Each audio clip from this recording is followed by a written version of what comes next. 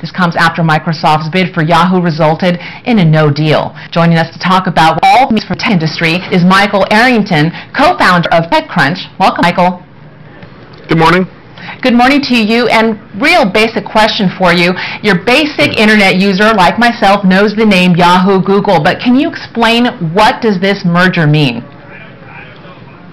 Yeah, it won't mean much to the end user right now. What Yahoo has agreed to do is take the marketing part of search, which is all the advertising that appears when a user search, and offer part of that to Google in the hopes that Google will monetize it better than Yahoo has been able to do themselves.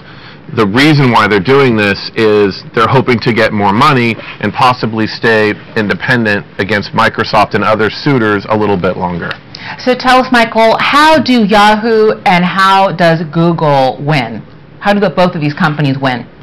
It's tough to see how Yahoo at this point can win. And in fact, today actually marks the one-year anniversary of the day that CEO Jerry Yang took over. So he was one of the founders of the company in the 90s, was never CEO, became CEO a year ago with, at the time, a strong vision to take the company forward, lead in their space, monetize search, etc. Almost none of that has happened. Instead, what's happened is we have a mass exodus of executives from the company, and they've lost massive search market share, and generally speaking, people are not bullish on the company. So it's sort of interesting that it comes at this point. If you look at Google, they're much stronger than they ever were. Google has about 60% of the market share in search in the United States. They probably have like 80% or even more of the search advertising dollars in the United States. And so when you look at the total size of the advertising market online, that means Google probably has somewhere around 40% of all online ad dollars. So every time a dollar is spent online in advertising, Google gets it. So Google gets 40 cents of that. So Google wins. And by getting additional traffic from Yahoo, they get all of that traffic, they get all of the dollars. Most have to pay back to Yahoo, but it makes them bigger. It makes them more attractive for all the advertisers to go to them. And so it sort of makes their whole network bigger. They're clearly the winner. I expect them to see their search market share grow even more over the 60% that they have today. And Michael, speaking of winners and losers, how about Microsoft? They lost out on their bid for Yahoo. Are they the big loser in this? Yeah, I certainly think that the worst case scenario happened from their point of view. When they made an offer to acquire Yahoo on February 1, I think there were probably three outcomes at that point. One, they acquire Yahoo. Two, somehow Yahoo stays independent. Or three, Yahoo outsources their search to a third party. It would have to be Google.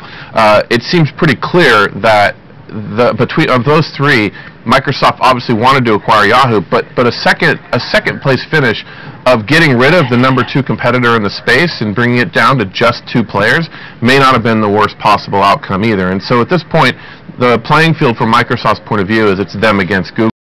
It's no longer them against Yahoo and Google. And very briefly, you know, when you've got two internet giants that combine, there are some concerns. Can you explain what those are? Well, there certainly are antitrust concerns. Now, in this case, the deal that Yahoo has done with Google is not a merger. It's simply the outsourcing of some of its search to Google, and that's a business development deal, which has a different level of review by the Department of Justice. And so, over the next couple of months, this deal will be reviewed, and a couple of congressmen have come out and said, you know, we're going to put our eye on this and make sure that we think it complies with the antitrust laws. I personally think that there are some places where they can stumble, where Google simply gets too much power in search, and that the government might say this deal doesn't work and unwind it. It'll be interesting to see what happens if the deal does get unwound in the next few months. What happens to the executive team at Yahoo? What happens to the Yahoo stock price? Can it fall any more than it has? And then, does Microsoft step in and buy them at that point for half the price or less than they offered earlier this year? Thanks a lot, Michael. This is a really provocative discussion. That's certainly a story that's going to develop. Michael Arrington, co-founder of TechCrunch, thank you very much. Thanks.